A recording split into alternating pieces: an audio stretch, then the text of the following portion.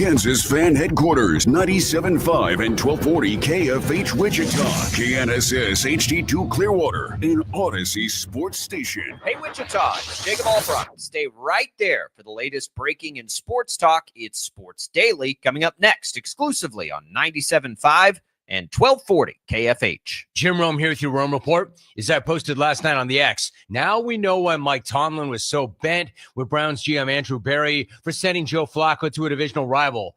Bent because Tomlin knew that Flacco could just show up and start slinging it, and his porous defense couldn't do anything about it. And he was right. That's got to be the worst Steelers defense I've ever seen. The Bengals could not run the ball against anybody all year long until the Steelers came to town. And when they needed to make just one stop and get off the field to preserve Aaron Rodgers' heroics, they couldn't do that either.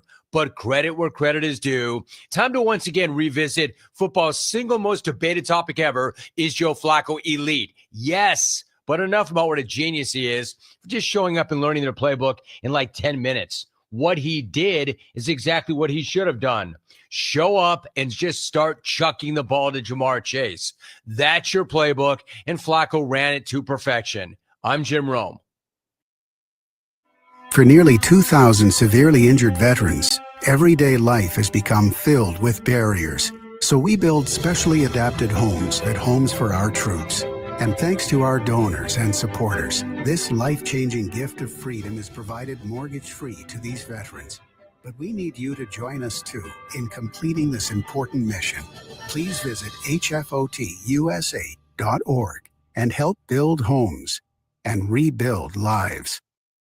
While retinitis pigmentosa takes Mark's vision, his family gives him hope, whether at the family business or at home with his wife and sons. He knows he's not fighting alone. For 50 years, the Foundation Fighting Blindness has funded research into treatments and cures for blinding retinal diseases, providing hope to people with vision loss. And for Mark, winning the fight means being there for his family. The Foundation Fighting Blindness. Together, we're winning. Help us end blinding diseases at fightingblindness.org.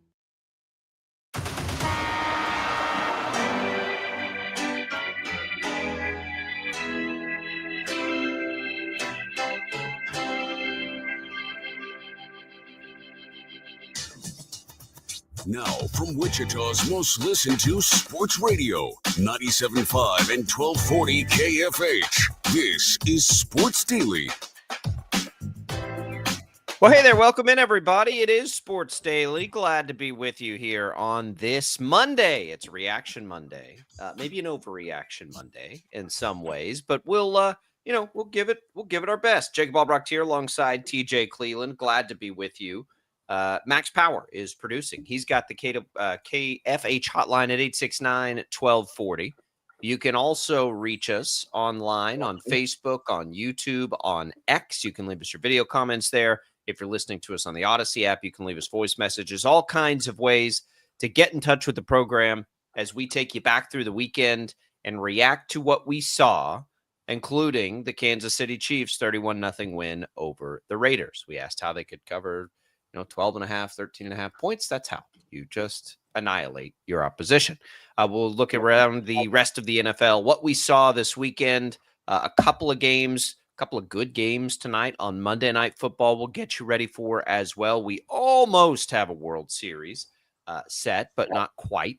We have a Game 7 in the ALCS tonight to see who goes on to take on the Dodgers. Joshua Brisco joins us in the next hour, our Chiefs insider from the Chiefs Radio Network, helping us look back at the Raiders game and look forward now to the next one for the Kansas City Chiefs. So it's all out there in front of you. It's all what's on tap, brought to you by Wichita Brewing Company, where it's patio season. Getting a little chillier, but it's still patio season. Smash a Yumkin Pumpkin on Delano's rooftop deck. Enjoy happy hour at WBC East newly remodeled patio, or grab a pizza outside shielded from the setting sun at WBC West. When you think patio, think Wichita Brewing Company pizza and beer made here. TJ, good morning. How are you? Good morning. Yesterday, we finally had it. The perfect day. Nice and crispy air when you wake up. Nice and toasty a little bit when you get to noon. You can take off the sweatpants, keep the hoodie on. That's what I've been referencing. That's what everybody that's on my side has been referencing. And we finally had it yesterday. We're in that season, but we get it for like Like 5 days, it seems like. Today is going to be windy. It's not Nobody's going to be nice. nobody's on your side. Nobody wants the winter to come. Nobody's ready for cold weather. That's Friday. I'm telling you, Friday night was like the definition of football weather. That's fine, and enjoy it. I don't have any problem with it. I enjoy it, but wishing it upon us is like wishing upon us the winter, and that's not going to be something any of us are looking forward to. My heater is not firing on at the house right now. Waking up and it's like, well, it's a little chilly in here. I pop up and just all the fun that the winter brings, and getting sprinklers. So you're a homeowner now. You're going to find out. You're going to find out all the fun things you have to do and change and pay attention to, and there's nothing good that comes of it. But this has been really nice fall weather, and looks like it will continue for a little while. So enjoy that. Maybe it'll last a long time this year.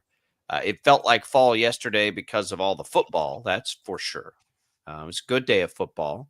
Hope everybody made some money on their bets. I hit every part of that Chiefs game except the Raiders not showing up at all. Like nothing. I needed almost nothing out of Geno Smith, and he gave me less than nothing to complete a big one. But for the Chiefs, and we'll dig into this on the other side, it was predictable, as predictable as I think it could be. A spreading out of targets. I do think we can kind of see the pecking order a little bit in the wide receiver room and how that will work based on the amount of targets. I think we were just about right on those, and what we were guessing, how that would look and all the different things. But it's given us a pretty good look, and there'll be all kinds of things hurled around all the Monday morning water cooler shows today, including this one, on where the Chiefs stand after that kind of a performance. And it's hard because you don't want to overlook the fact that the Raiders are terrible, and that was an embarrassing effort by them. But at the same time, that's the Chiefs offense, and that's the Chiefs offense minus their left tackle. That's their Chiefs offense minus at times their all-pro right guard. My goodness, that thing is humming right now. It was cooking, that's for sure. It seemed like every time you looked up at the TV, there's another chunk play breaking in front of you, and they're back in the red zone again.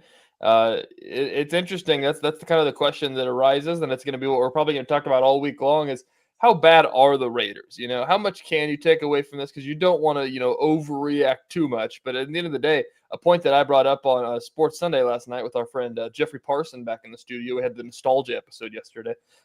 He's a Raiders guy. And so he made it known. He's like, listen, Chiefs fans, he's like, you might think that you're back, but the Raiders just suck.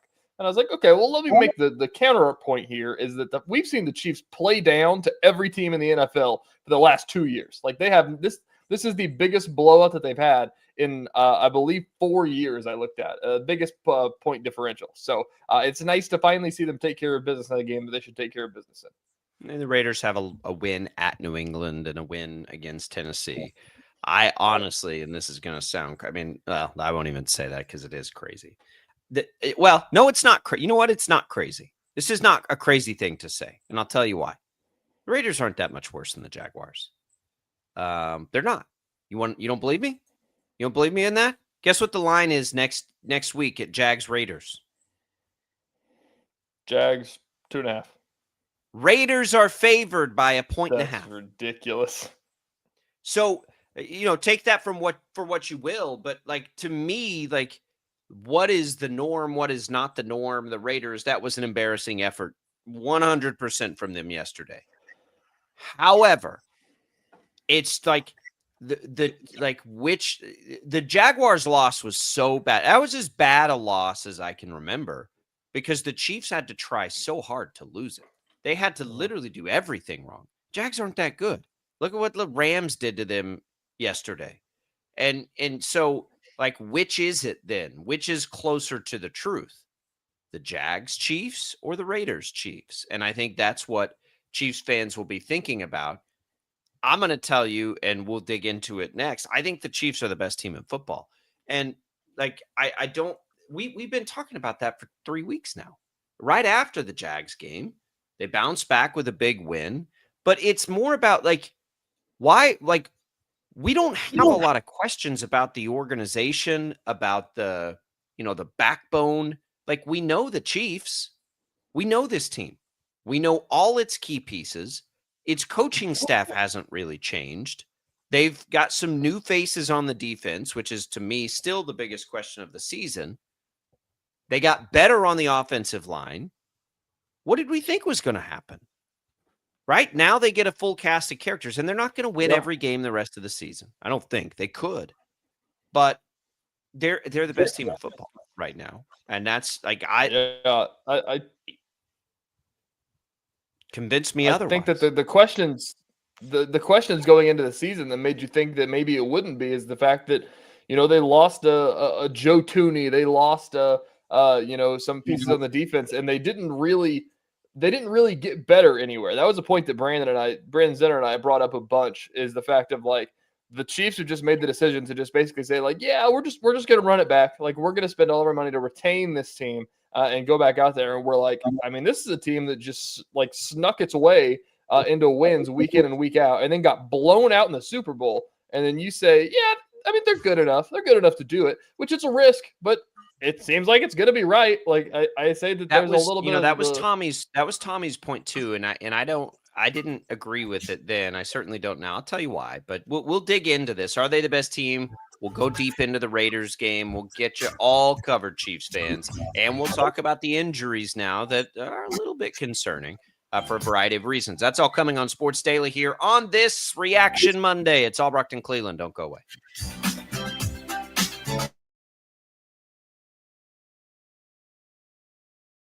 Lightning, hail, tornadoes, flooding. It's the worst of severe weather, and it's coming. Spring brings warmer temperatures, but also dangerous weather conditions. Stay up to date day or night with the Storm Team 12 weather app. You'll get accurate forecasts, so you can plan ahead and stay safe, no matter the weather. Download the Storm Team 12 weather app, brought to you by Stutzman's Greenhouse. The future of television has arrived. Next Gen TV is here with stunning video, movie theater quality sound, enhanced voice clarity, and interactive features, all upgradable for the future. Learn more at watchnextgentv.com.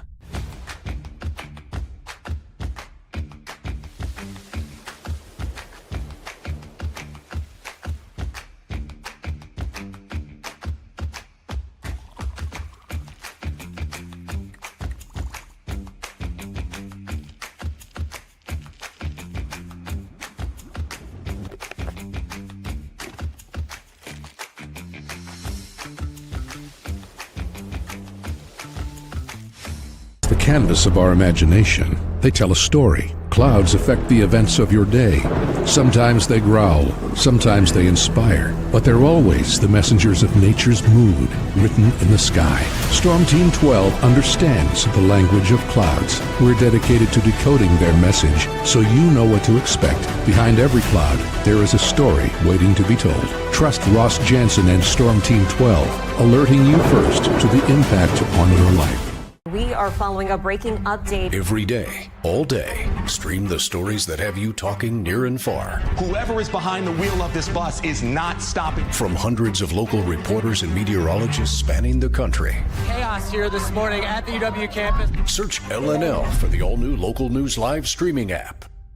Odyssey is one of the most influential audio and entertainment brands in the nation. You already know Odyssey's iconic local radio brands in Wichita. But did you know Odyssey has the country's best collection of music, news, and sports brands? Odyssey is also a premium podcast creator, major event producer, and digital innovator. Odyssey brings people together across the country and right here in Wichita. Odyssey also delivers meaningful radio and digital audio results. Find out our story and impact at odysseyinc.com/Wichita. Make yourself known now. 831001 in traffic pursuit. Oh my God, here. Investigate TV Plus begins with real people. we investigate stories that impact you and inspire change every day. Something is broken. Real problems. Why are they hiding it? And real solutions. My daughter was dying in front of me. What was your reaction when he said that? Investigate TV Plus, weekdays at 3:30 p.m. on KWCH. Sometimes people tell us, I don't get it, it's just tea. But let me tell you, we are so much more than just tea. With 20 plus flavors of sweet and unsweet iced tea, the possibilities are endless. Come on in and try them all for free to find your favorite or get us on the go for your busy lifestyle. And don't miss happy hour every day. So the next time someone tells you it's just tea, tell them to come by and find out why we say, drink tea, be happy. Jim Rome here, lighting up your afternoons on The Jim Rome Show. Catch me starting at 2 on Wichita's #1 sports radio, Kansas fan headquarters, 97.5 and 1240 KFH.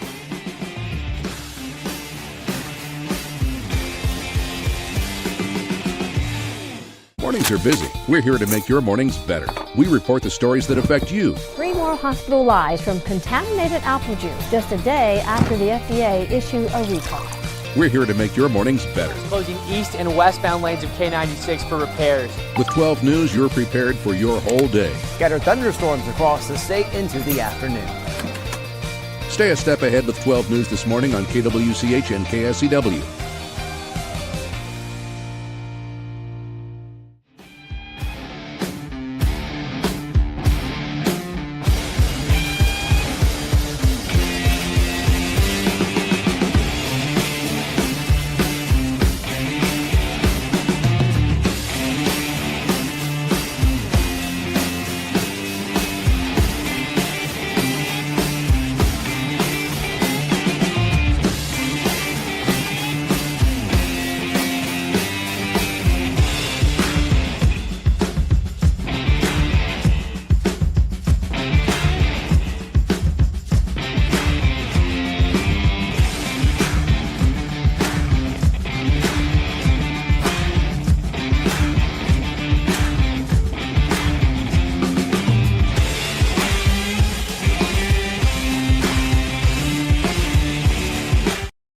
KFH.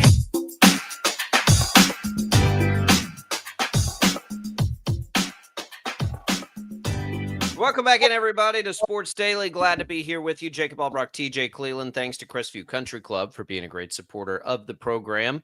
Got some Halloween events coming up in the next few days. A big Halloween spectacular. Just had some pumpkin painting as the golf season winds down because TJ wants the weather to come and change so quickly. You can still get out there and play 36 holes of golf, though. I'm going to try to get 9 in, TJ, at one point this week.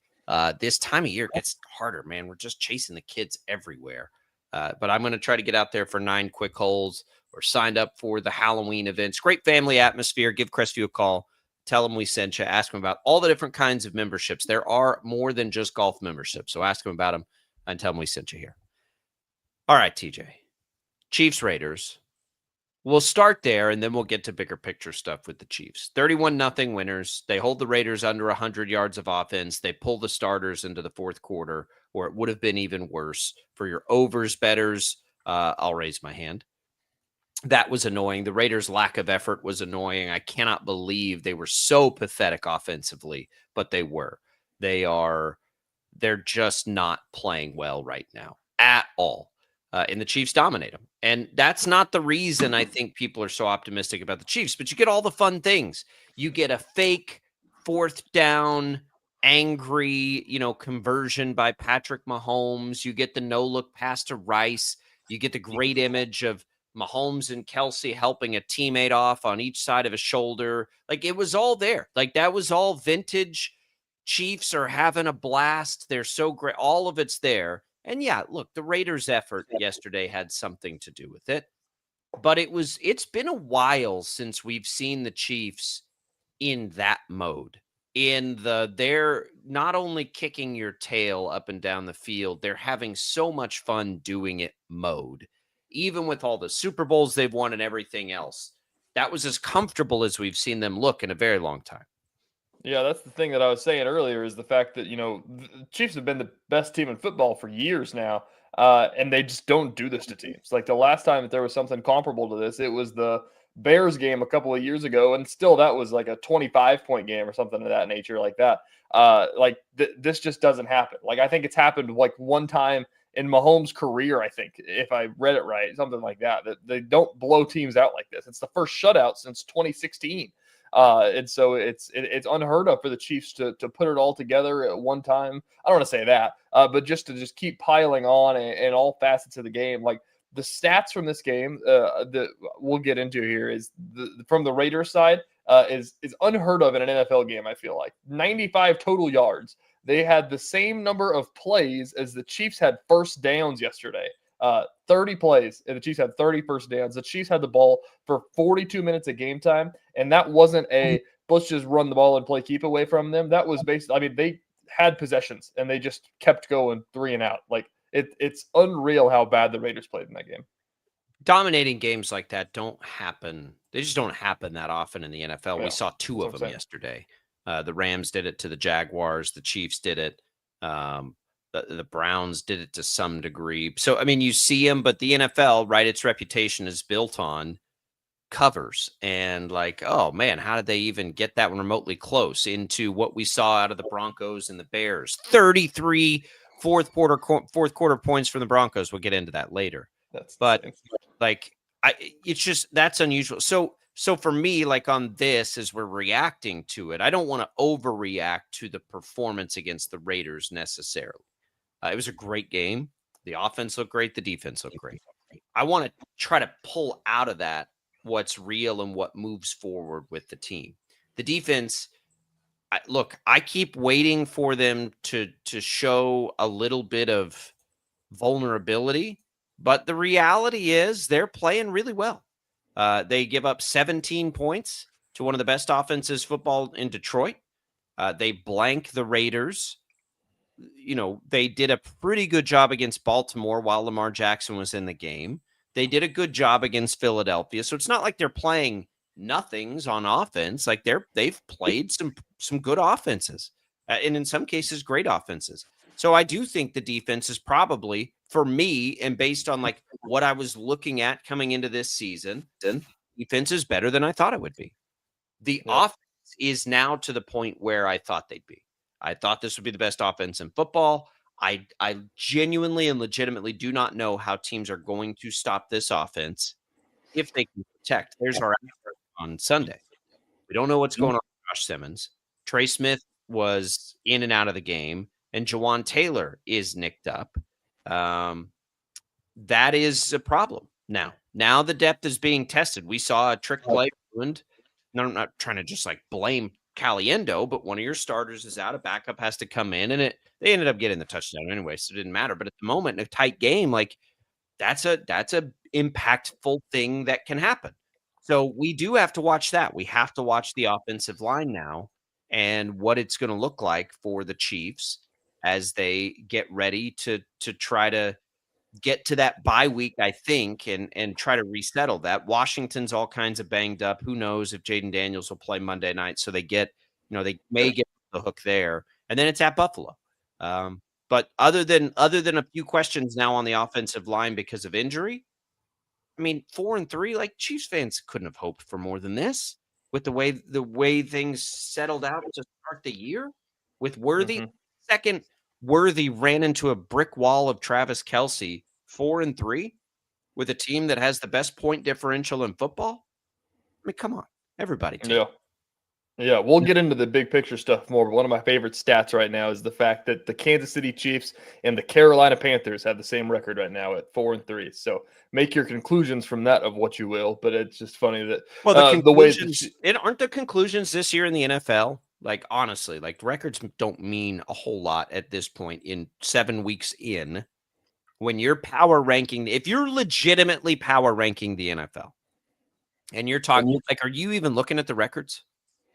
If you just like off the top of your head, we're trying to say, all right, let me rank the NFL teams here in who I think are the best teams.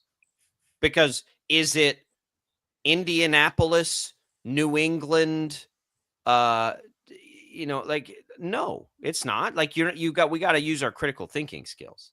I mean, it's not based on the record, but we're in the point of the season where, I mean, it matters 100%. I think Sure, that it matters. if you're But I'm just power talking ranking, about if you're who's the power best. ranking in week, I'm just yeah, talking if you're about who's the best team, not who has the best record, not who's going to be the one I seed. agree. Who's the best I team?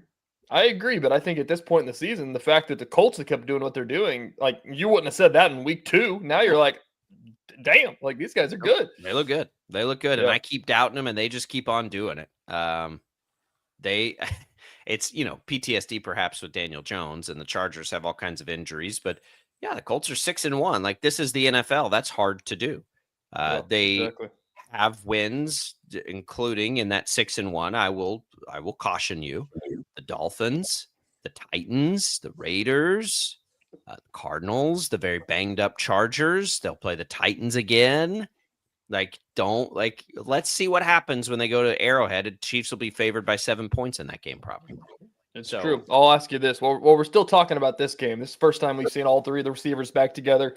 First time Mahomes had all 3 of them to throw to. They took a picture pregame, all the wide receivers standing in the end zone, kind of recreated the old Legion of Zoom picture that went super viral. Is this the best group that we've seen since then? And where do they stack up after one game if you want to overreact? I think it's okay to react to. I don't think it's an overreaction. If they're all healthy and the line is there, this is a better group this is the best group Mahomes ever had. Like, the Legion of Zoom was just Tyreek Hill's greatness. Yeah. Right.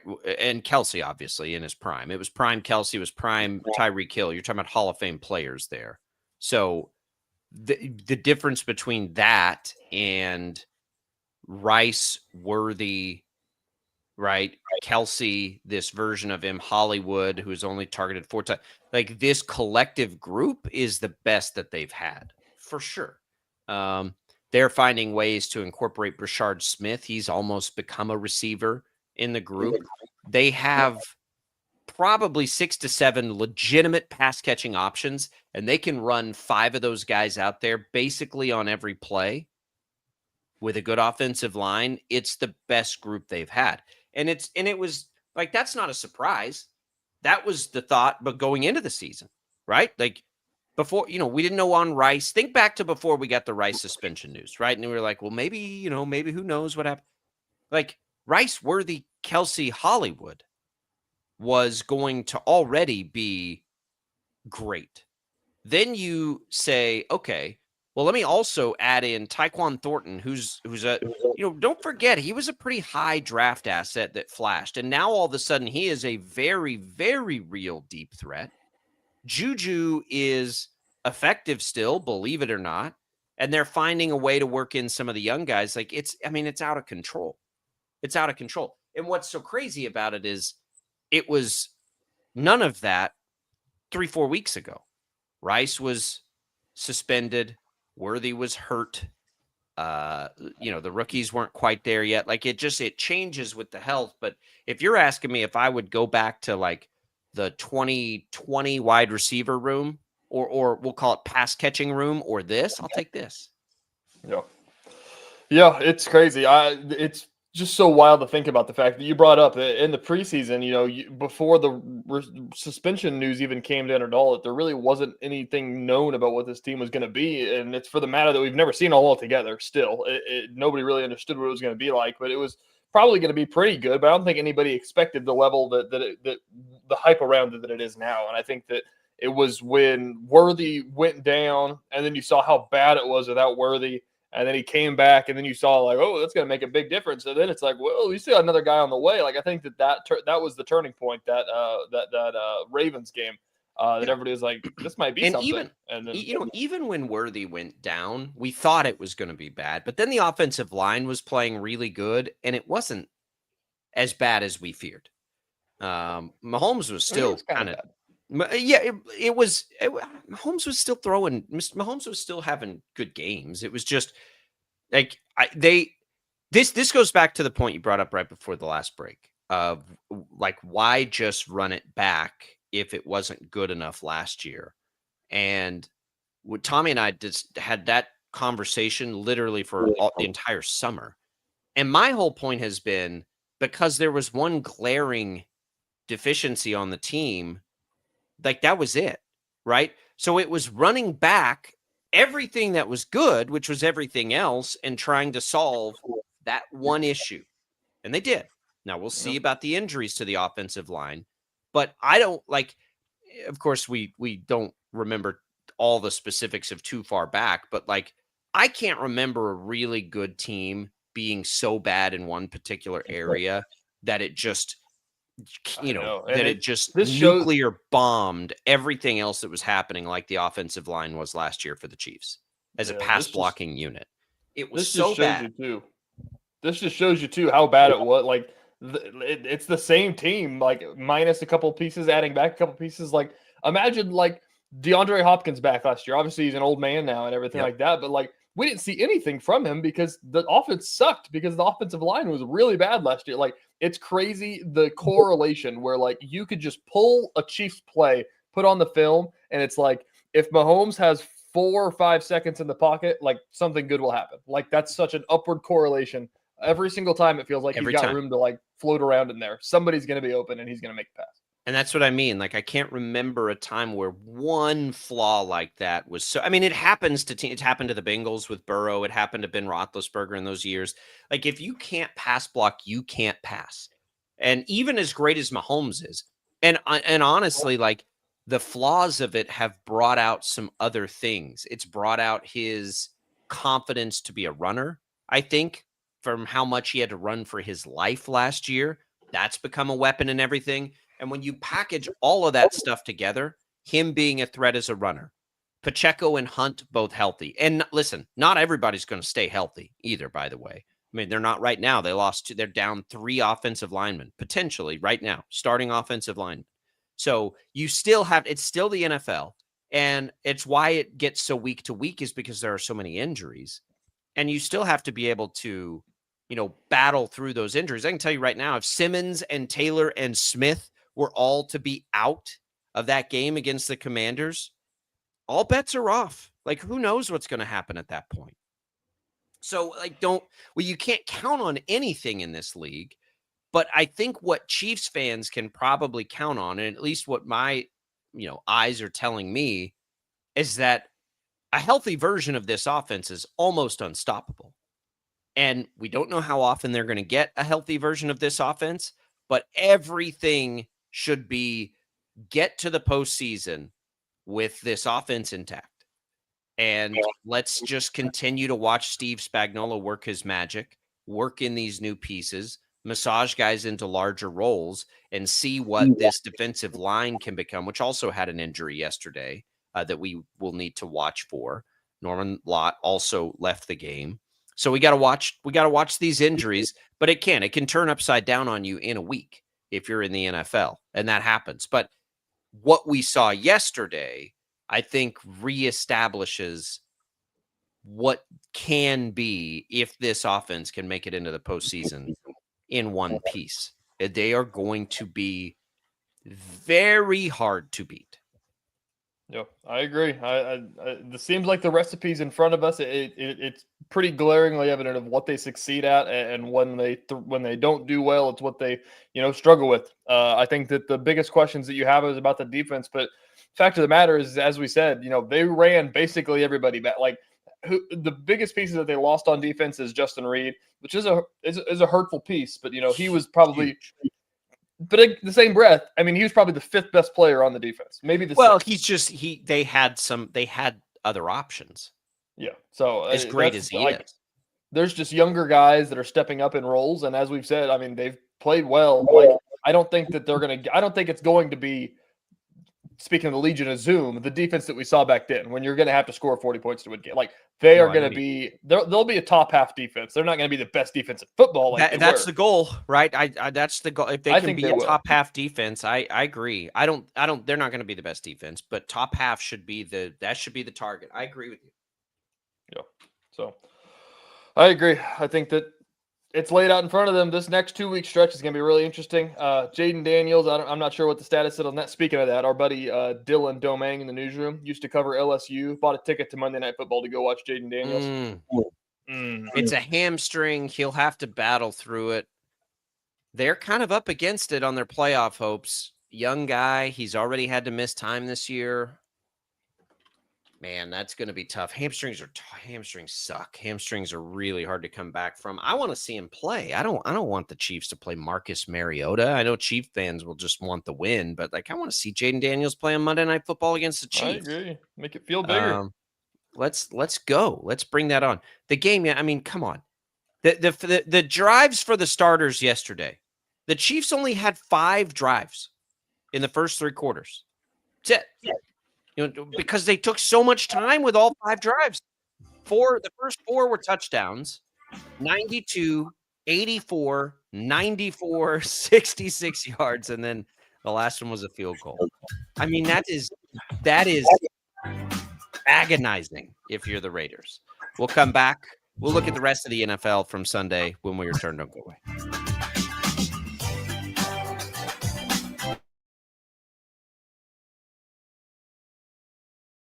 Lightning, hail, tornadoes, flooding. It's the worst of severe weather, and it's coming. Spring brings warmer temperatures, but also dangerous weather conditions. Stay up to date day or night with the Storm Team 12 weather app.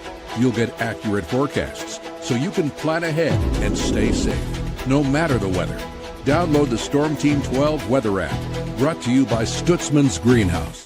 The future of television has arrived. Next Gen TV is here with stunning video, movie theater quality sound, enhanced voice clarity, and interactive features, all upgradable for the future. Learn more at watchnextgentv.com.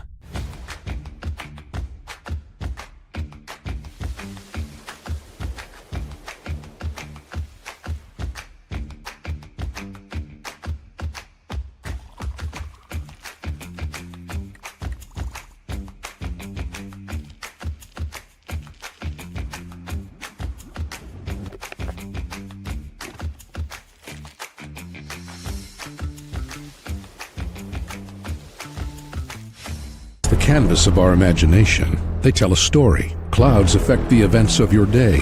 Sometimes they growl, sometimes they inspire, but they're always the messengers of nature's mood, written in the sky. Storm Team 12 understands the language of clouds. We're dedicated to decoding their message, so you know what to expect. Behind every cloud, there is a story waiting to be told. Trust Ross Jansen and Storm Team 12, alerting you first to the impact on your life.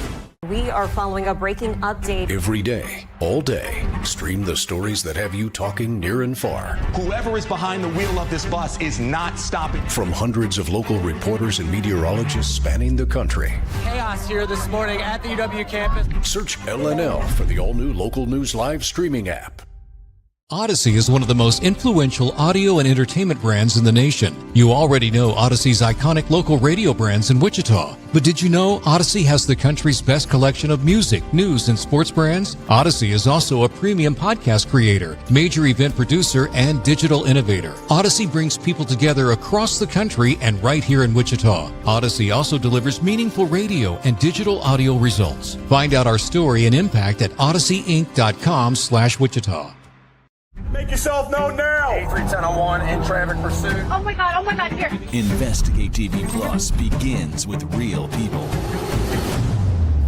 We investigate stories that impact you and inspire change every day. Something is broken. Real problems. Why are they hiding it? And real solutions. My daughter was dying in front of me. What was your reaction when he said that? Investigate TV Plus, weekdays at 3:30 p.m. on KWCH. Sometimes people tell us, I don't get it, it's just tea. But let me tell you, we are so much more than just tea. With 20 plus flavors of sweet and unsweet iced tea, the possibilities are endless. Come on in and try them all for free to find your favorite or get us on the go for your busy lifestyle. And don't miss happy hour every day. So the next time someone tells you it's just tea, tell them to come by and find out why we say drink tea, be happy. Jim Rome here, lighting up your afternoons on The Jim Rome Show. Catch me starting at 2 on Wichita's #1 sports radio, Kansas fan headquarters, 97.5 and 1240 KFH.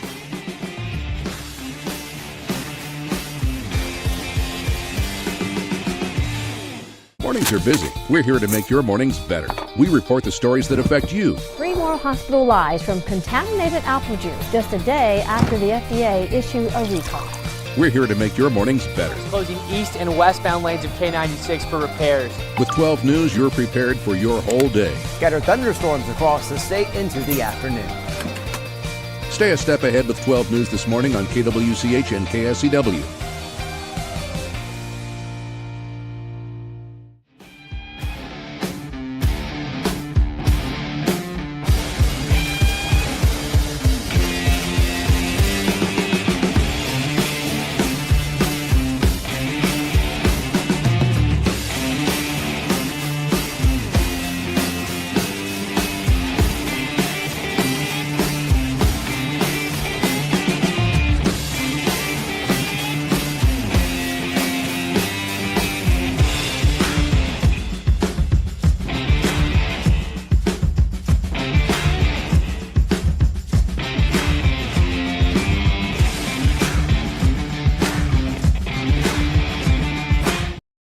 KFH.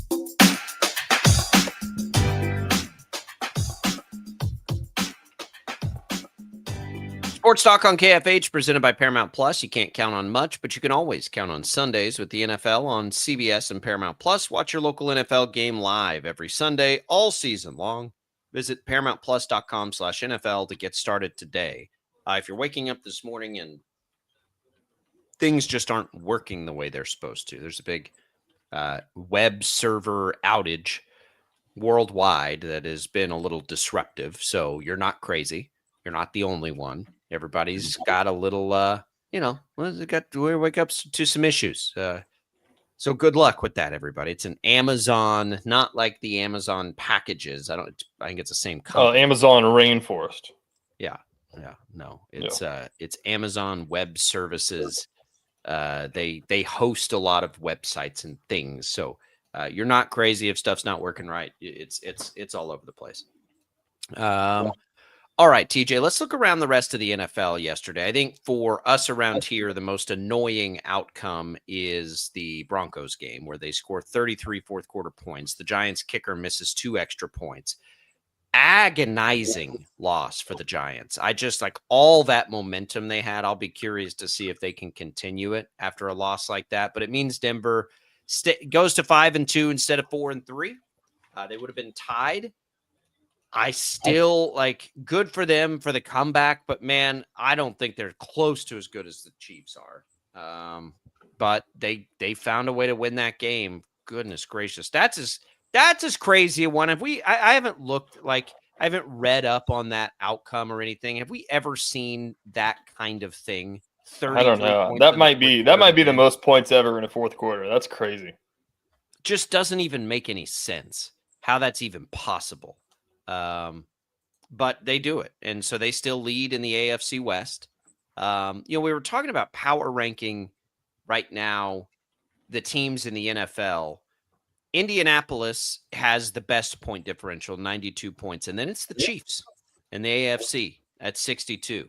I do think that's a thing to look out for, but I don't think it's everything because a 31-0 win for the Chiefs throws that number a little bit. Especially when it's against the Raiders. But Detroit's up there. Green Bay is up there. The Rams and Seattle are both up there. We'll see Seattle take on one of the top defenses in football tonight. We'll see if that holds true. But if we're looking at it and trying to decipher, I thought that the 49ers last night, TJ, it's a really impressive win for them. They're missing everybody. They're down so many key players. Yeah, it doesn't make sense. We've talked about it multiple times on the show. It's just it doesn't matter who they roll out there. They could start Adrian Martinez and they find ways to win games. And once again, man, I mean, they got Kittle back, but everybody else is still out. But they beat a Falcons team that we just saw beat the Bills. And it seemed like they were going to be a pretty legit team in the NFC. It's like, man, 49ers are going to be good. And when they get healthier, they're going to be. And it doesn't really matter who they got on the field. They're going to be a playoff team, it seems like.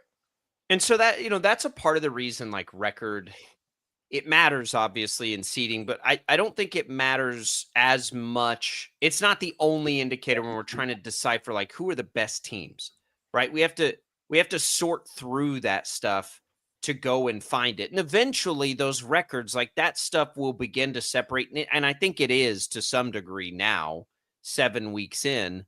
But like Jacksonville is a good example. And I hate piling on them all the time. Jacksonville is not that good. But they were 4-2 going into last week. They're 4-3 with a negative point differential. They shouldn't have beat the Chiefs. That was just an absolutely outrageous outcome. And then you have teams like let's find an example going the other direction. Who, maybe it's Dallas or Carolina fits the bill. I think of a team that's not actually that good, right? The Rams in Seattle. But what we're seeing as you try, like now it's starting to separate a little bit. These teams that we think were going to be good are kind of winning some games. Is Cincinnati really as bad as 3-4? The way we saw Flacco play? If he can get those weapons the ball? That's a very interesting conversation. That's how much you trust Joe Flacco right now with that team. I mean, you trust him more than Browning, right? You do. I mean, you still got what, 7 weeks till Burrow gets back? Yeah, totally. Bears win again. The Bears are 4-2. Do you trust the Bears? I don't think so. Probably not, right? The Cardinals are 2-5 on a 5-game losing streak with Jacoby Brissett. Their point differential right now, TJ, is 1. Are the Cardinals really as bad as 2-5? No, they're not. So, like, it's not all record. And this conversation steers us back to the Chiefs, who are 4-3. It is totally possible for the best team in football to be 4-3. And I think that's what the Chiefs are. We'll find out, though, with these offensive line injuries, if they can hold through it. And that is, man, I just, you want to talk about like all the air out of the balloon. All the air out of the balloon yesterday could come with those offensive linemen. It could. Like that is a problem because that was the thing that they've solved in the offseason to get to this point. They got healthy on the line. They got better on the line. They got more talented on the line. And they did it despite losing maybe their most talented offensive lineman in Joe Thuney. It was a really nice job. We'll see this week what happens with Josh Simmons. We still have no clue what's happening there. Caliendo is serviceable.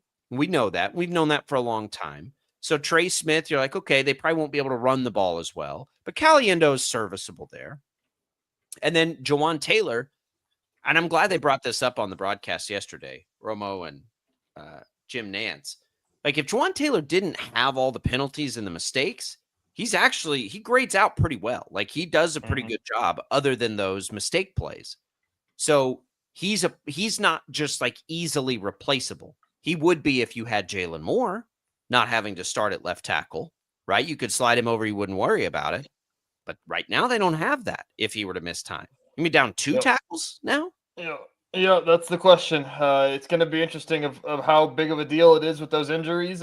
Trey Smith is obviously the one that I think I might worry about the most. But again, he's a guard and not the tackle. I think the right tackle is obviously a huge part. The only thing, because Trey Smith's so good, but we know Caliendo can play meaningful snaps and they can do what they need to do. You're down potentially your 2 starting tackles. Maybe it's PTSD for me. But all I can think back to is last year and like, oh no, like, are you kidding me? We get 1 week. We get 1 week of this. And now we have it. Now we have the same issues we had a year ago. That would be the most Chiefs thing to happen. But they're also built now on an offense. I mean, I bet you if we went back and watched plays, I cannot imagine that Mahomes didn't have the ball out of his hand in under, I'm going to make up a number here because I don't chart this kind of stuff, 2 seconds, 80% of the time. Like, you're saying he had it longer than 2 seconds every time? No. Like less? 1-2 throw on his drop back. Like he never holds the ball anymore unless he takes off and runs. So I don't know. I don't think I agree with that. I think that's the part that I was bringing up earlier is the fact that he's got the line now. I think that's what he thrives on so well is that he can float around and say, nope, second option, third option. But he's not needing. I don't think he's needing to get that He's far not into his needing to. progression. I think that with the weapons that he has, he doesn't need to do that. But I think that he still does it, and I think that that's where they find a bunch of success. Like yesterday, you think he did it a lot yesterday? I don't know if he did it a lot, but every time he did it, there was a ton of I think the 44-yard pickup for Kelsey in that first drive, he floated around for a couple of seconds. That was one. And then basically every chunk play, it feels like, that's what it comes from. But their offense this year, and this is where, last year they had, the injuries, they couldn't keep the wide receivers, and they had the bad offensive line. This year, they had the offensive line. They didn't have all the wide receivers. Now maybe they have all the wide receivers, but they won't have all the offensive line. I think that they can design it. I think my point is they can still be an effective offense because if all these guys are healthy, because he was able yesterday to get rid of the ball so fast. There's not time for a pass rush. There's not time for any team to get a pass rush when you can get rid of the ball that quick. And that's the beauty of Rice and Worthy together more than, I know Hollywood Brown is been great and fun and everything, and Thornton's been this deep threat, but it's Rice, Worthy, and Kelsey, all three, as that quick option that is going to at least help if they are down some offensive linemen. Rice is a run after catch guy. They design things up, it seems like, for Worthy more than other players, and Kelsey is still all reliable. It's hard to believe. Did you see, how many targets? I don't know if you're looking at a box score right now, so don't cheat. No. How many targets do you think Travis Kelce had yesterday? 5. 3. Caught all 3. Didn't need him. And that was kind of what we thought right at the beginning of the season. Is Kelce, he's going to be in better shape. He's going to be better equipped to be fresh and everything in the postseason. Because they don't need to throw to. Now, my thought in the offseason, and I kind of liked Kelce as a fantasy player this year, is, man, he's just going to run wide ass open a lot in this offense. And that's that chunk play yesterday. Because what are you going to do if you're the defense? If that's Rice or Worthy catching that same ball Kelce caught on the chunk play, they're going to house it, right? Because they're not 40 years old, or he's not that old, but 36, 37 years old. They'll take that to the house. So the defenses can't let that happen. And eventually, Kelsey's going to work his way into some really wide open spaces. Shout out to the Dixie Chicks. And just Chicks. What? The Chicks. They're not the Dixie Chicks anymore. They're not the Dixie Chicks anymore? Come on. Yeah, that changed 5 years ago. Oh, well, they haven't been. I love that band, whatever they're called, but they haven't been that relevant in that long anyway. So I guess that doesn't surprise. I think you know what? I kind of remember that now. Whatever. Shout out to that song. Just it was, he's going to do that in this offense if they're all there. Rice, speaking of the targets, Rice had 10 of them. So that answers that question that everybody was asking. How quickly do they get back into him being the target monster? The answer is immediately. Because he commanded the football yesterday. Worthy had 4. Now, I will say this, just like I said last week, I think they are protecting Worthy a little bit because of his ankle. And so I don't think it'll be 10-4 every week. I think it may be more 8-5 or 6. I think Worthy will be targeted a little bit more, but I think they have the luxury of, and they are protecting him from those injuries a little bit right now. Hollywood... how many Hollywood 4 targets? That's probably going to be about right. He had the touchdown. I was surprised to see Juju targeted as much as he was, and they took 2 shots to Thornton, which to me makes sense. I'd be taking about 2 shots a game to him. Yeah. So that's the biggest question that I've had, since yesterday. I talked about it last night. I'll ask Josh Brisco this next hour as well, is the fact of this was the question that everybody was wondering what it was going to look like when Rashee Rice came back. Who is number one? Who is he by far number one in targets every week, though? That's the question. Is there going to be weeks where Worthy gets more targets? He's the most talented guy. He is, but Xavier Worthy's a number one. He'd be a number one receiver. Worthy is great.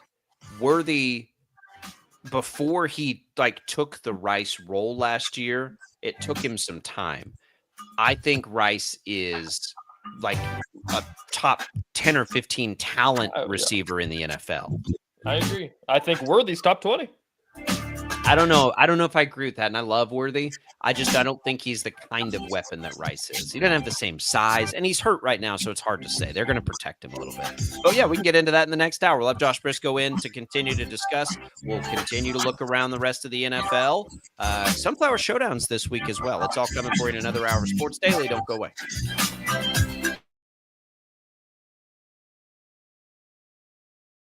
Lightning, hail, tornadoes, flooding. It's the worst of severe weather, and it's coming. Spring brings warmer temperatures, but also dangerous weather conditions. Stay up to date day or night with the Storm Team 12 weather app.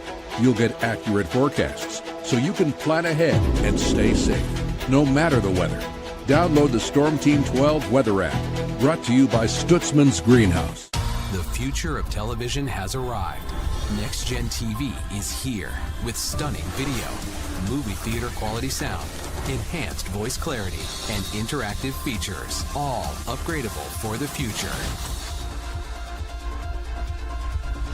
Learn more at watchnextgentv.com.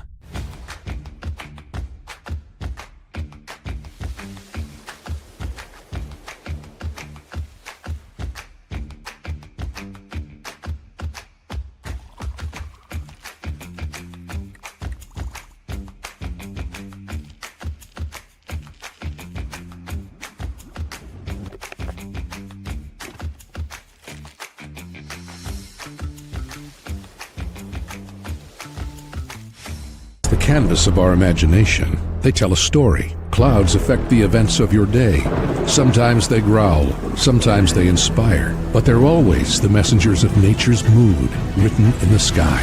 Storm Team 12 understands the language of clouds. We're dedicated to decoding their message so you know what to expect. Behind every cloud, there is a story waiting to be told. Trust Ross Jansen and Storm Team 12, alerting you first to the impact on your life. We are following a breaking update. Every day, all day, stream the stories that have you talking near and far. Whoever is behind the wheel of this bus is not stopping. From hundreds of local reporters and meteorologists spanning the country. Chaos here this morning at the UW campus. Search LNL for the all-new Local News Live streaming app. Odyssey is one of the most influential audio and entertainment brands in the nation. You already know Odyssey's iconic local radio brands in Wichita. But did you know Odyssey has the country's best collection of music, news, and sports brands? Odyssey is also a premium podcast creator, major event producer, and digital innovator. Odyssey brings people together across the country and right here in Wichita. Odyssey also delivers meaningful radio and digital audio results. Find out our story and impact at odysseyinc.com/Wichita.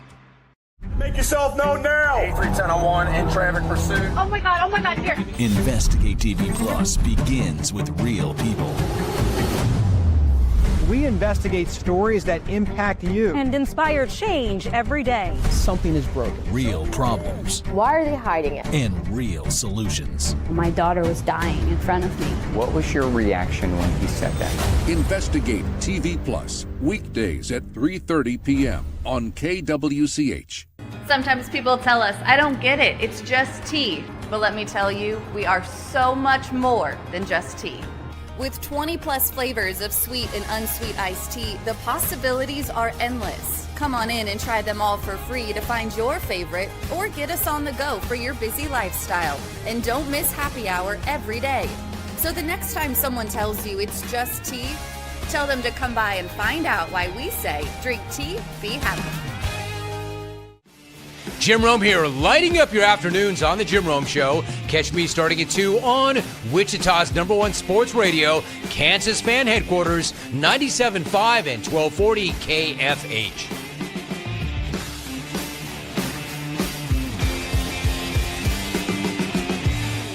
Mornings are busy. We're here to make your mornings better.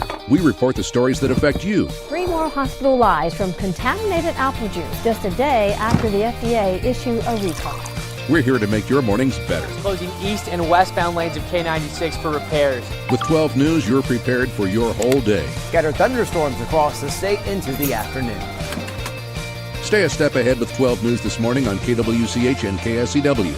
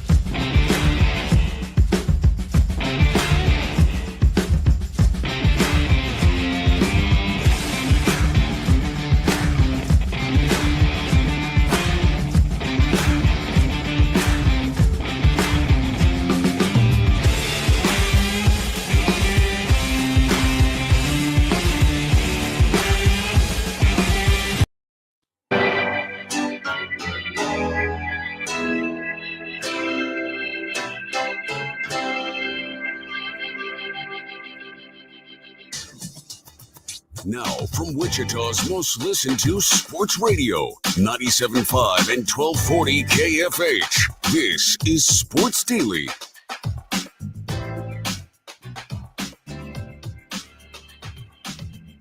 Sports brought to you by Wichita Brewing Company, featuring Oktoberfest, the deeply copper-colored German-style lager that'll make you click your heels, grab your stein, and follow the copper brick road to the land of Oktoberfest. Wichita Brewing Company, pizza and beer made here. Welcome back in for another hour of Sports Daily. Jacob Albrock, TJ Cleveland with you, reacting on a Monday to what we saw over the weekend.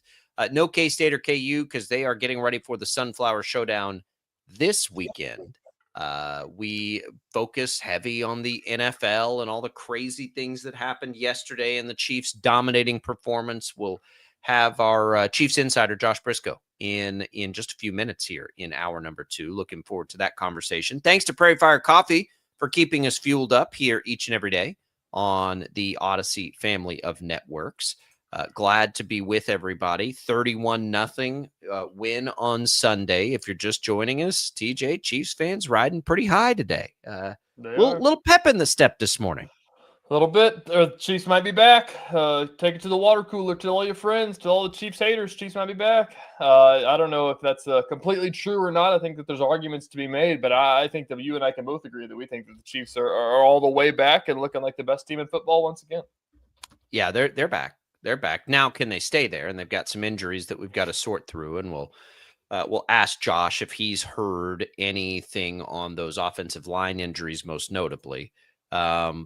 The Chiefs were not able to grasp and take first place in the division because the Broncos had a very improbable comeback win yesterday, 33 points in the fourth.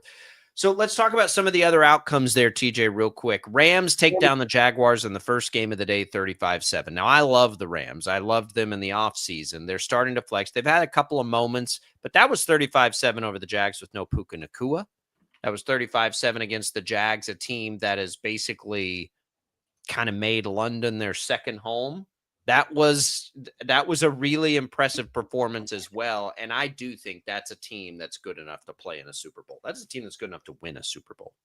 Yeah, they seem like they always are. The past couple of years, they showed it last year. They were a pretty legit playoff contender. They beat that Vikings team that was the best team in the NFC, basically.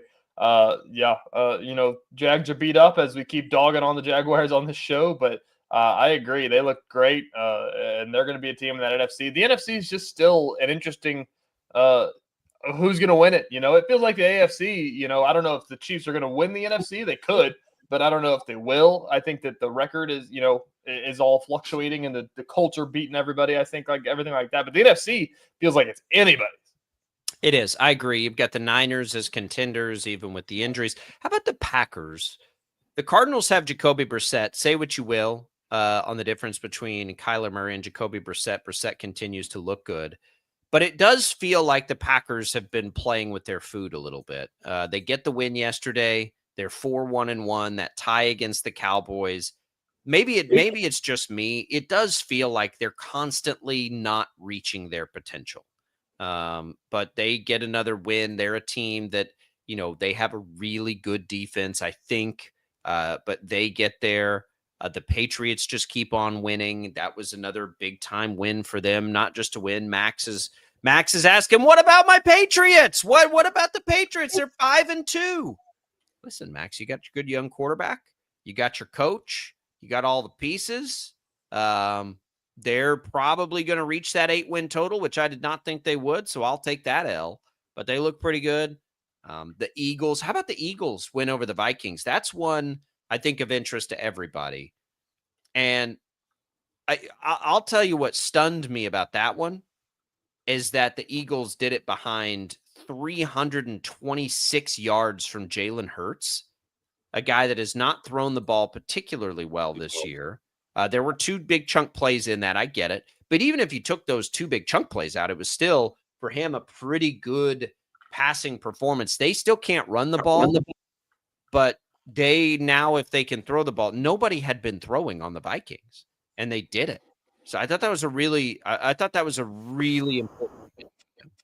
Man, what's going on with JJ McCarthy? Have you been following? Yesterday, Adam Schefter came out and said something about it was originally reported that it was going to be a 6-week injury. So this is still just going to be a 6-week injury. And everybody's like, Adam Schefter, you said it was going to be a 2 to 4 week injury. So what is going on with his ankle? It might be the worst ankle injury in the history of football. It's high ankle sprain. I mean, they're always annoying. They're not easy injuries. What was weird about it is none of us really could isolate when it happened, right? But they're not. Look, they're not. No. I'm not insinuating that. Making I'm just saying excuses the fact of to get Carson Wentz out there. No, I think that I don't think I'm insinuating that. I'm saying the fact of it's just weird that for 3 weeks straight now, it's been like, okay, he's off the IR. It's time to bring him back. It's like, no, not yet. Not yet. No, not this week either. When's it going to happen? I don't know. I'm excited to see it happen again because we have the conversation every stinking week about redrafting that class. And I want to see how he stacks up as we see Bo Nix's comeback last night. I want to see where he is in this class because, man, if we go, 6 for 6? That's going to be crazy. And now I want it so badly to be the case. The Browns destroy the Dolphins. Who is your vote for the worst team in football right now? It might be the Dolphins. They're in hell. I don't know. The Jets are pulling the plug. They're going to Tyrod Taylor, it sounds like. Justin Fields. I'm stunned that the Jets have been this bad. I didn't think they'd be very good, but I didn't think they'd be this bad. That may be a one and done for Aaron Glenn, which is crazy. He was awesome. He was so good. I know. He might be right back in Detroit next year. But the Dolphins they're not competitive, really. The that was a bad matchup for Miami. The Browns, who are this great defensive team, and they are developing an identity to be able to run the ball. Quinshon Judkins wasn't, he was averaging a little over 3 yards a carry yesterday. But the Browns are the kind of team that if you let them play the way that they want to play the game, they're a little bit dangerous because they can play such a good defense. And that's a bad matchup for Miami. What's Miami going to do? If Miami can't come out and score, they're in big trouble in a game like that. How much longer is McDaniel's leash? I don't know Ross's history on with mid-season firings or anything like that. I mean, he won't make it through the season. Have you seen the Chiefs' discourse about the situation, saying that we are a half season away from Matt Nagy getting hired to be a head coach somewhere, and the Chiefs getting Mike McDaniel as the greatest offensive coordinator of all time? What about Mike McCarthy as an offensive coordinator who's sitting around? It's a lot of cheeseburgers. Needed. McCarthy's not going to the Chiefs. No. Andy Reid would be okay without any help. I think it's interesting. I did see the funniest meme on the coach there was one, I don't remember if I sent you this one. It was a shot of McDaniel and Glenn in like their capri pants. And at the time it was like the capri pants are 1 in 8 this year as NFL head coaches. It's just like, yes, this is awesome. It was good. I feel like I could rock this. Could you rock a pair of capri pants? I don't know. I had, my wife got me not like. Your wife got you capris? Not quite that dramatic on the style that we're referencing, where it's like the sweatpants with the very elastic bottom that are pulled up and like the saggy crotch. But not with like the. There's You're like talking like parachute pants. I'm talking like the Bieber look. Like it's incorporated. Look up that meme. Like there's like saggy crotch. Like it's. No, I don't think I can pull those off. I mean, sometimes my workout pants like right up my leg, and I guess before I pull it down, I wore my baseball pants high. So maybe, I mean, it's the same concept there. No different, I suppose, than wearing high pants in baseball. Were you a high pants guy or were you a janitor pants guy? I'd go back and forth. I was the tweeners. I like the elastic around my ankles. I didn't like it hanging down past my cleats. I liked a little bit of sock showing, but I'd hike them up every now and then. I'd get some high sock Sundays early going. 90s, those are the Greg best. Maddox 100%. pants. Yeah. Okay. 100%. Yeah, I definitely was. I was up above calf.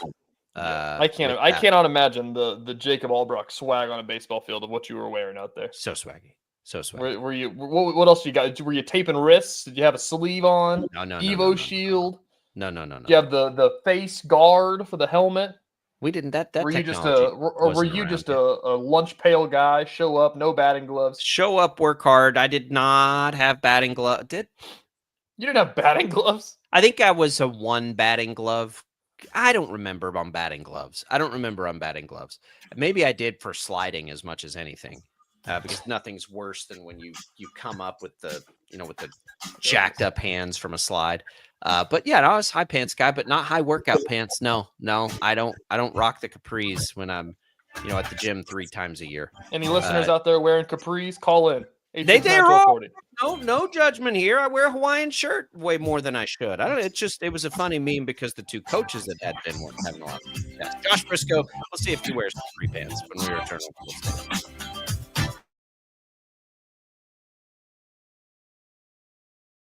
Lightning, hail, tornadoes, flooding. It's the worst of severe weather, and it's coming. Spring brings warmer temperatures, but also dangerous weather conditions. Stay up to date day or night with the Storm Team 12 weather app. You'll get accurate forecasts, so you can plan ahead and stay safe, no matter the weather. Download the Storm Team 12 weather app, brought to you by Stutzman's Greenhouse. The future of television has arrived.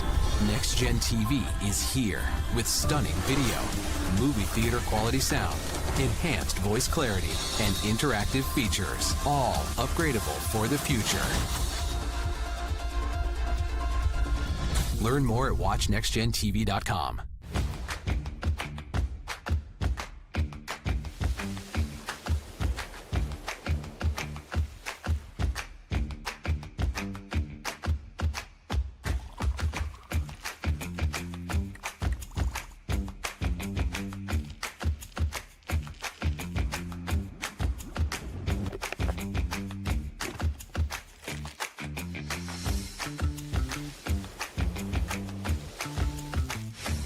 Canvas of our imagination. They tell a story. Clouds affect the events of your day. Sometimes they growl, sometimes they inspire, but they're always the messengers of nature's mood, written in the sky. Storm Team 12 understands the language of clouds. We're dedicated to decoding their message, so you know what to expect. Behind every cloud, there is a story waiting to be told. Trust Ross Jansen and Storm Team 12, alerting you first to the impact on your life. We are following a breaking update. Every day, all day, stream the stories that have you talking near and far. Whoever is behind the wheel of this bus is not stopping. From hundreds of local reporters and meteorologists spanning the country. Chaos here this morning at the UW campus. Search LNL for the all-new Local News Live streaming app. Odyssey is one of the most influential audio and entertainment brands in the nation. You already know Odyssey's iconic local radio brands in Wichita. But did you know Odyssey has the country's best collection of music, news, and sports brands? Odyssey is also a premium podcast creator, major event producer, and digital innovator. Odyssey brings people together across the country and right here in Wichita. Odyssey also delivers meaningful radio and digital audio results. Find out our story and impact at odysseyinc.com/Wichita. Make yourself known now. 310-01 in traffic pursuit. Oh my God, here. Investigate TV Plus begins with real people. We investigate stories that impact you. And inspire change every day. Something is broken. Real problems. Why are they hiding it? And real solutions. My daughter was dying in front of me. What was your reaction when he said that? Investigate TV Plus, weekdays at 3:30 p.m. on KWCH. Sometimes people tell us, I don't get it, it's just tea. But let me tell you, we are so much more than just tea. With 20 plus flavors of sweet and unsweet iced tea, the possibilities are endless. Come on in and try them all for free to find your favorite or get us on the go for your busy lifestyle. And don't miss happy hour every day. So the next time someone tells you it's just tea, tell them to come by and find out why we say drink tea, be happy. Jim Rome here, lighting up your afternoons on The Jim Rome Show. Catch me starting at 2 on Wichita's #1 sports radio, Kansas Fan Headquarters, 97.5 and 1240 KFH.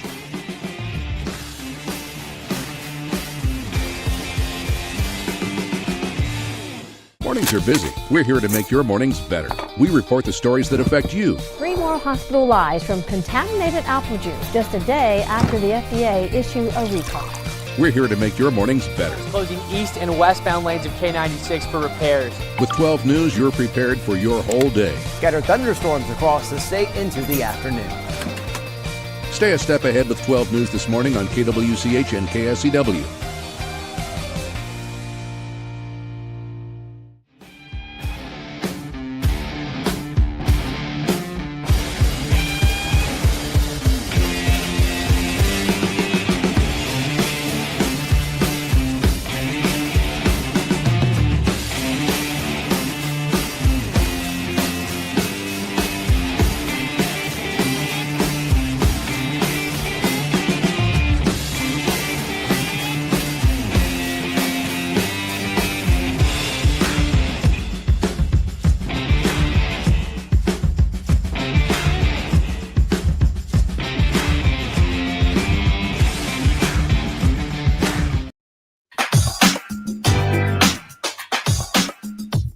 And now, digging deeper with the teams you follow, it's another Sports Daily Insider interview on KFH. And we welcome you back in right now as we are joined by our Chiefs insider, Joshua Brisco of the Chiefs Radio Network. You can follow along his coverage, of course, on the Chiefs Radio Network, pregame and postgame host. You can follow him on X at JB Brisco. Only weird games on the KC Sports Network, all kinds of different places. How's that coffee tasting this Pretty morning? good. Pretty delicious. It tastes like a shutout blend, which I wasn't expecting to have this morning, but it's a very pleasant surprise. I'm delighted. I got to do a noon game. I was home by like a reasonable time in the afternoon, so I'm bright-eyed, bushy-tailed, and the Chiefs appear to, in fact, be back. We've known that a little bit now, but felt really good to see that yesterday. Let's not start with the positive, which is where I wanted to start. But if they are back, and we agree, I think they're the best team in football. We do have a big asterisk on the side now because Trey Smith was in and out of the game. Juwan Taylor got nicked up. We still don't know about Josh Simmons. The reason they're back is because the offensive line has finally allowed them to be back, and now we have some questions about what's going on there. No, that's very fair, and obviously another good day for Jalen Moore. I think it seems like Jawan Taylor's is going to be no big deal. That seemed more precautionary. And then after the game, Andy Reid didn't mention Trey Smith's back injury in his first round of updates. He mentioned Omar Norman-Lott, and that sounds concerning. And maybe we'll get some answers on that today. But the Trey Smith thing, I do think is at least a blip on the radar. Obviously, we don't know what's going on with Josh Simmons. So you're right. It's a good call to make of the offensive line has been doing its job and keeping Mahomes comfortable. I think there is enough depth in that offensive line, kind of like there is in the wide receiver room, where you can survive a game or two of having some patchwork stuff. Mike Caliendo and Wanye Morris are very capable backups, but you want to be able to rely on your starters again shortly, obviously. Josh, let's not gloss over this here. I think that it's a backwards graph of the amount of noon games that Chiefs fans want and the amount of noon games that the Chiefs fans get. So we don't get very many of these, but they're awesome when we have them. Talking about the game yesterday, the biggest question that I think we're going to talk about all week, and all the national shows will probably talk about all week, is did the Chiefs look that good, or do the Raiders just stink that bad? And it's funny because, we've done this a few times now. It feels like every good Chiefs performance so far this year has had some sort of asterisk to it of the Ravens defense is really banged up and the offense got banged up. Okay, fine. Well, then, hey, they look good, but the Lions defense has all these injuries. And that's just going to be the way things go from now on. The Commanders team they'll play a week from today is nowhere near perfect. The entire league has so many of those asterisks. Nobody has a clean sheet. Only the Jets are perfect in their own way. And I think perfect is probably a very, very kind word. They are perfectly imperfect as a franchise.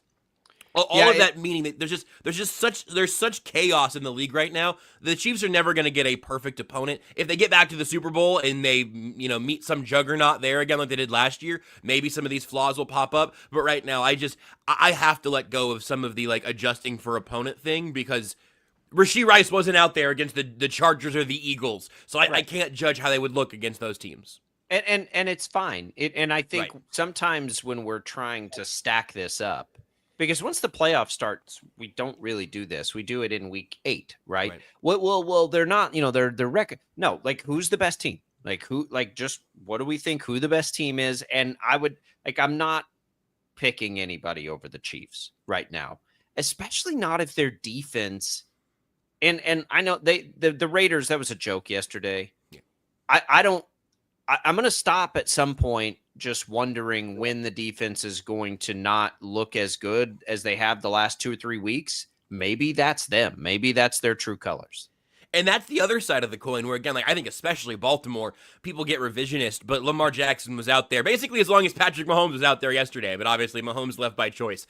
I think that you're obviously right about the playoff thing, where once you get to the games when it's just survive in advance, we kind of stop doing that. And I understand having a little bit of a desire to, like we just talked about, to adjust for opponent, because you are trying to diagnose who's the best team and who has the real strengths and what are the weaknesses that these teams are going to have to cover up for, and all of that. That's just how NFL conversation goes throughout the regular season.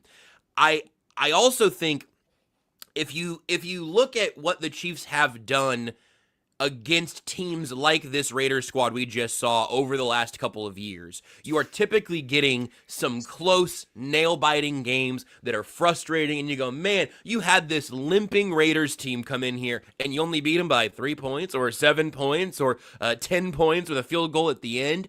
We so rarely, and we've seen it a few times, and we've seen the Chiefs do it a couple times this year, but you so rarely just see a thumping, even whenever it is a canyon between where the two teams are at, skill-wise and coaching-wise, the roster altogether. It was varsity JV stuff yesterday, but in a league that has as much parity and that does keep everybody as tight as the NFL, there is no JV team. It's just a Raiders team that has not yet found its way, but has won 2 football games this year. Now, obviously, again, no Brock Bowers, no Jacoby Myers, a half of Max Crosby. Yes, they are banged up and beaten, but I didn't hear a whole lot of that olive branch being extended to a Chiefs team without Rashee Rice, and for a while without Xavier Worthy, and now without Josh Simmons, which Jalen Moore has just replaced well enough at this point that we don't have to put the asterisk on there because the O-line has held together. So that's always going to be a little bit of a moving target. I understand how it happens, but I think today you be impressed with the thumping and you keep it moving. Yeah, Josh, that was a point that I brought up earlier in the show, is the fact of, like, say what you will about the Raiders stinking, but for the last 2 years, the Chiefs don't do this. They play down to every team in the National Football League. To see them finally do this against an inferior team is like a breath of fresh air to watch a game and not have anything to really complain about whenever it's over. One of the things that we talked about all last week, for the last 6 weeks, basically leading up to Sunday, is how the workload would share within the wide receiver room. We saw a lot of Rashee Rice. There was a report that came out that they wanted to do that by design. Is that going to be an every week thing? How much are they going to share the sugar? I have seen this phrase going around a couple of times. So you've got the return of Rashee Rice coming with everybody's got to eat, kind of referential to him giving out the food and all of that. That one video. The spin on that I enjoy is everybody's got to eat, but somebody's got to sit at the head of the table. And Rashee Rice is going to sit at the head of the table the rest of the way. I apologize for not knowing who came up with that twist on EGE so early on in the process, but I really think it's fitting. Where you are going to have Xavier Worthy games where he's just like, oh, okay, he only caught 2 or 3 passes and maybe had a run play to try to pull the eyes of a defense. Okay, well, it's kind of a quiet Worthy day or a quiet Travis Kelce day. I think if you see something resembling, in air quotes here, quiet Rashee Rice day, I think the gamble, not even the gamble, I think the investment the Chiefs have made is that if you are preventing a Rashee Rice day, you are going to have to deal with a Hollywood Brown day and a Juju Smith-Schuster day, maybe a Noah Gray day. Like, just who is it going to be that steps up when your attention goes elsewhere? So I really do think that Rashee Rice is the top of the food chain in terms of the Chiefs pass catchers. I think that's how they designed it to be these last 2 years. We just didn't get to see it very much last year either. I think Rashee Rice is absolutely the top dog. I think he will have the most targets and the most yards as a receiver in this offense from this point forward. I don't think he'll be the leading receiver every single week because there are going to be... Tyquan Thornton will probably lead this team in receiving at some point this year again because he'll have 2 for 90 or something and go, wow, what an amazing day from the speedster. So I think it is a both like literally and metaphorically a very healthy wide receiving room, but I think Rashee Rice is the star of it. And just if you go back through his game logs too, like he doesn't really ever have games. Once he got into his rookie year, fewer than like 6 targets. Like Mahomes and he connect, and he's good after the catch and all those things. On that, Worthy yesterday, like I still, man, I do think they're protecting him a little bit. Mm-hmm. That he is a little less involved probably than I would have anticipated, but he's got a bum ankle and a shoulder injury. I think they can afford to protect him, but I think they are. I haven't seen what his snap counts were yesterday. I know they were minimal because I know everybody's were minimal because they played like it was there weren't. It was like a third preseason game snap count sheet. Except I'm sorry, not for the defense. For the defense, it was like a first half preseason snap sheet. Unbelievable. So with that in mind, yeah, I think that's understandable. And again, at this point, I think the shoulder we like acknowledge, but doesn't appear to be really limiting him. The ankle is when you're talking about a speedster who's just like an angle cut machine that you say, well, you just got to put a lot of torque into what you're doing in your lower body there. I think a pretty light work day for Xavier Worthy, all things considered. 1 extra day to prepare for this week's game or just another day to rest. And the bye week's not too far out. So I do think it makes sense. Just the Chiefs do this all the time where you want to make sure you're hitting your stride going into the playoffs. And a lot of times, even thinking back to Rice and Worthy's rookie campaigns, like the back half of that season was that when they really got comfortable in the offense and then really got involved. I think if you can use Xavier Worthy as your number 2, 2.5 kind of weapon while he figures out what's going on with his body, if you want to limit him in practice and make sure he's healthy, anything to try to get him back to health. It's very, very hard to play your way to health in the NFL, but everybody's hurt at this point, except for Rashee Rice, obviously, who just got back. But yeah, no, I think that's a good thing to keep an eye on. He's really important to what this offense wants to keep doing, but also if he this isn't really how it works, so I guess I'm kind of just wishing upon a star here. But if you said, oh, well, Worthy can sit one game and then his ankle won't be a problem the rest of the year, I would be comfortable with that happening pretty soon because you have receivers around him, and specifically Tyquan Thornton, who stepped up in his role in a pretty big way to start the season. Yeah, Josh, looking around the rest of the NFL, a joke that I made is the fact that, man, the Chiefs are 4-3. They're officially as good as the Carolina Panthers. Same record as them. Looking at the AFC race, what's a realistic expectation at this point? Are the Colts good? They seem to be good. Where can we see the Chiefs aiming for it with this trajectory they're on? They're aiming for the 1 seed again, honestly. I don't think they should necessarily be favored for that right now, probably. I think they should be favored in the AFC West. This is not a team you asked me about. I've never been less convinced by 2 wins in back-to-back weeks than what I've watched from the Denver freaking Broncos. I've been an unofficial New York football fan for the last 2 weeks, and I hate it. I understand why Jets and Giants fans are the way they are now, because I rooted for the Jets last week against the Broncos and was disappointed. I rooted for the Giants against the Broncos yesterday, was disappointed again. So I think the Chargers are injured, and obviously they're deep in their own struggles. I just don't believe in the Broncos. The Broncos could win the division, and I'll pick against them in the first round of the playoffs. I'll take every opportunity I can to bet against that team. At this point, I think it seems like smoke and mirrors to me. And then actually at the top of the conference, like you mentioned, the Colts. The Colts are definitely good, and I have been more surprised by nothing in maybe the last 5 years of the NFL. Like, oh no, Daniel Jones was the stabilizing factor they needed, and now the Colts are the best team in the AFC. A mind-bending, apparently, fact that we're living through right now. But no, the Chiefs should be thinking about obviously winning the AFC West and then getting back into the 1 seed conversation because the margins are so tight, the records are close enough. You don't have a 7 or 8 win undefeated Bills team or the Bengals with Burrow or healthy, whatever you were afraid of at the beginning of the season. There is just not a team so clearly in the driver's seat that you can count anything out. I do think the Chiefs are the best team in the AFC and I guess the best team in football. There aren't a lot of great counter arguments. The best counter argument a couple weeks ago was the Detroit Lions, and then the Chiefs handled them without Rashee Rice. So I think the Chiefs absolutely are considering themselves in that very tippy top of the league. They've got to prove it every week, but everybody does. That's just what the league looks like right now. I know this was a sneaky stat yesterday, Josh. Last one for me at JB Brisco, our Chiefs insider, Joshua Brisco. Brashard Smith and got a little work in mop up there, 14 carries, and Kareem Hunt was a little nicked up. We've seen Smith come on in the pass game. I mean, they targeted him 5 times in that game. Like, they're designing things for him. I wonder if he is going to become something more in the run game. I think he will. Looking at the box score post game, like live on air yesterday, I had to go through the mental notes of like, well, okay. So he got all those carries in the fourth quarter, and it was just, we're feeding the rookie. He obviously, Isaiah Pacheco and Kareem Hunt don't need fourth quarter preseason snaps, and Brashard Smith very much does. So feed him there. But then I was going back and I was looking at just scanning the box score in the receiving game and thinking, oh, okay, that was more targets than I remember Brashard Smith getting. I remember him, with Mahomes a few times. Well, how many of these targets came from Gardner Minshew? And then I realized the answer was 0 because Gardner Minshew wasn't allowed to target anybody. Gardner Minshew didn't throw the ball. The Chiefs didn't throw a pass in the fourth quarter of that game.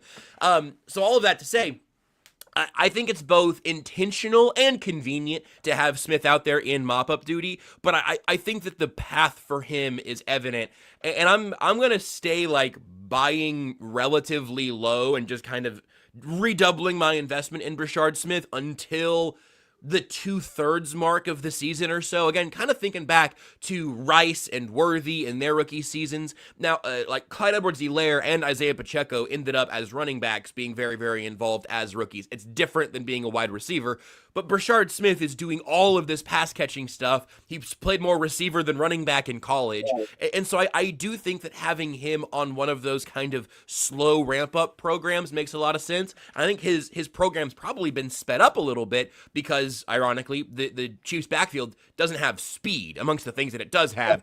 Just raw quickness and burst and explosion is not something that Pacheco and Hunt have at this point in their careers like they used to. So I do think there's a path for Brashard Smith to do more. I think really, I don't think you're ever going to feel good asking for the 10-carry Brashard Smith game this week or this week or this week. But I think if you do say, hey, in 6 weeks from now, I'd like to see Brashard Smith have 24 carries under his belt, or at least another 24 touches of him getting into the mix. And then by the playoff push, maybe his role evolves in another time. Yep, I like it. I like seeing him get involved. Well, we intentionally didn't need to preview the Commanders, A, because we don't know who their quarterback's going to be yet, and B, because they play Monday night. So the next time we talk to you, Joshua, it'll be all about the Commanders, and we'll get everybody ready for Monday Night Football. Great work as always on the network. We appreciate it. Enjoy the extra pep in the step today. Hey, thank you very much. I hope you guys got some extra sleep. I get to enjoy a Red Zone Sunday next week. And like you said, by the time I talk to you next Monday morning, we'll find out if this is an eligible real win for the Chiefs or not, or if it's Marcus Mariota. Is that one just also not going to count in the standings? It's a wonderful game we play when the goalposts can move so easily. Yes, they can. All right, Joshua, we appreciate it. Follow him at JB Brisco, and we'll talk again next week. Oh, man, TJ, can you imagine? Like, it's going to feel so cheap. Like, if Mariota doesn't play next week and then it was the Raiders, and then, if Daniels doesn't play next week and then it was the Raiders, then Mariota, it's like, well, yeah, they won 100-0, but it's the 2025 argument of last season where they're going to go 16-1 and everybody's going to say, well, there wasn't a real 16-1. They barely won those games. And it wasn't. It kind of wasn't. And I don't hate the argument. I don't. I think who you play in this league is really, really important. And yesterday, the Raiders just didn't show up. What an embarrassing effort by them. Not even like the bet, because I know the bettors are frustrated today, but like the overs bettors, or if you were putting stuff together, like that is like you get into a game, you're looking at it and you're trying to do all that, and then you just get an absolute nothing burger. That was as bad a performance from a team as I can remember any team having all season long. Like they didn't show up. 95 yards of offense. Are you kidding me? The Chiefs pulled their starters. They didn't play. They played 3/4 of the game. That's it. I like the joke that I think that Rachel Howell might have walked no more than 95 yards covering the game yesterday. Yeah, I bet she did. Unbelievable. All right, we'll come back. We got more Sports Daily. Don't go away.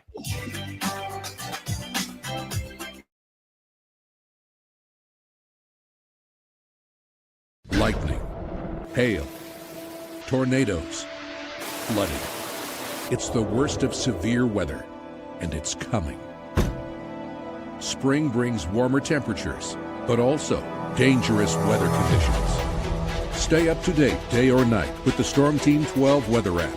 You'll get accurate forecasts so you can plan ahead and stay safe, no matter the weather.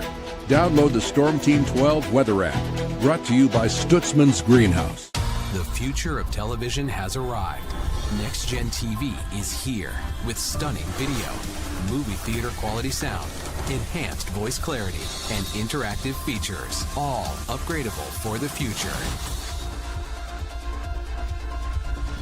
Learn more at watchnextgentv.com.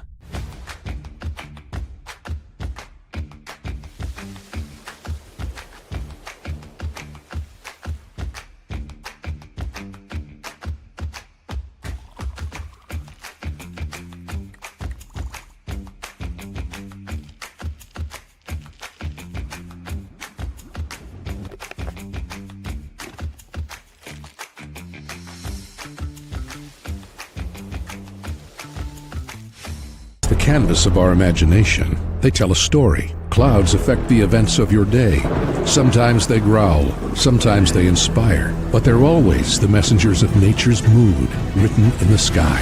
Storm Team 12 understands the language of clouds. We're dedicated to decoding their message so you know what to expect. Behind every cloud, there is a story waiting to be told. Trust Ross Jansen and Storm Team 12, alerting you first to the impact on your life. We We are following a breaking update. Every day, all day, stream the stories that have you talking near and far. Whoever is behind the wheel of this bus is not stopping. From hundreds of local reporters and meteorologists spanning the country. Chaos here this morning at the UW campus. Search LNL for the all-new Local News Live streaming app. Odyssey is one of the most influential audio and entertainment brands in the nation. You already know Odyssey's iconic local radio brands in Wichita. But did you know Odyssey has the country's best collection of music, news, and sports brands? Odyssey is also a premium podcast creator, major event producer, and digital innovator. Odyssey brings people together across the country and right here in Wichita. Odyssey also delivers meaningful radio and digital audio results. Find out our story and impact at odysseyinc.com/Wichita. Make yourself known now. 831001 in traffic pursuit. Oh my God, here. Investigate TV Plus begins with real people. We investigate stories that impact you. And inspire change every day. Something is broken. Real problems Why are they hiding it? and real solutions. My daughter was dying in front of me. What was your reaction when he said that? Investigate TV Plus, weekdays at 3:30 p.m. on KWCH. Sometimes people tell us, I don't get it, it's just tea. But let me tell you, we are so much more than just tea. With 20 plus flavors of sweet and unsweet iced tea, the possibilities are endless. Come on in and try them all for free to find your favorite or get us on the go for your busy lifestyle. And don't miss happy hour every day. So the next time someone tells you it's just tea, tell them to come by and find out why we say drink tea, be happy. Jim Rome here, lighting up your afternoons on The Jim Rome Show. Catch me starting at 2 on Wichita's #1 sports radio, Kansas Fan Headquarters, 97.5 and 1240 KFH.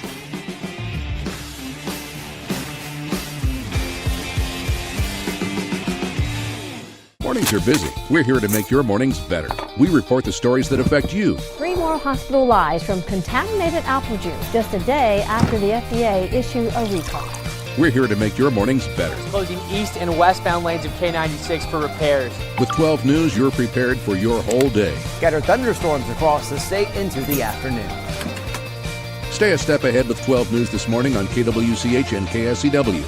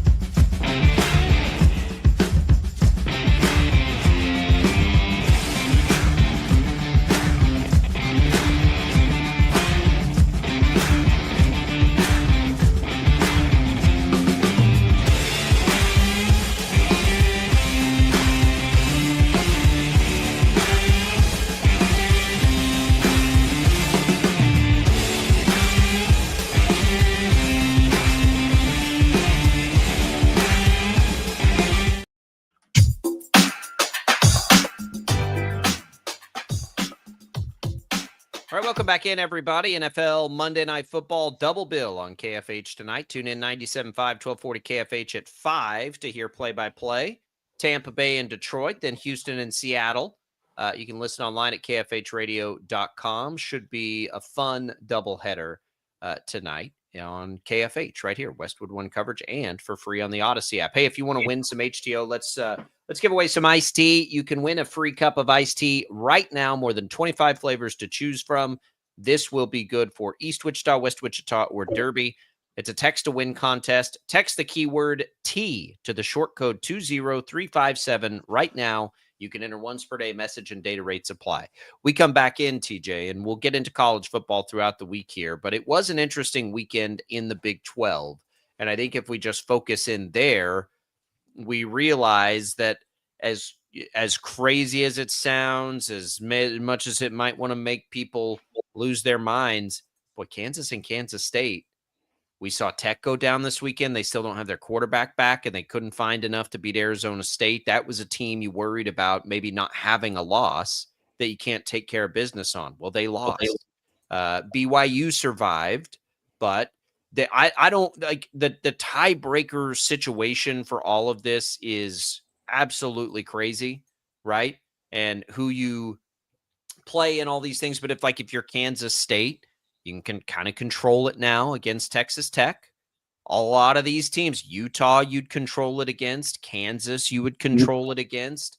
Like this jumbling of teams that we have, it does a little bit, creep the door open if you're K-State, if you're a KU fan, to the outside hope that maybe you could still do something special. The problem is nobody plays Kansas or Kansas State. Neither of them will get to play BYU.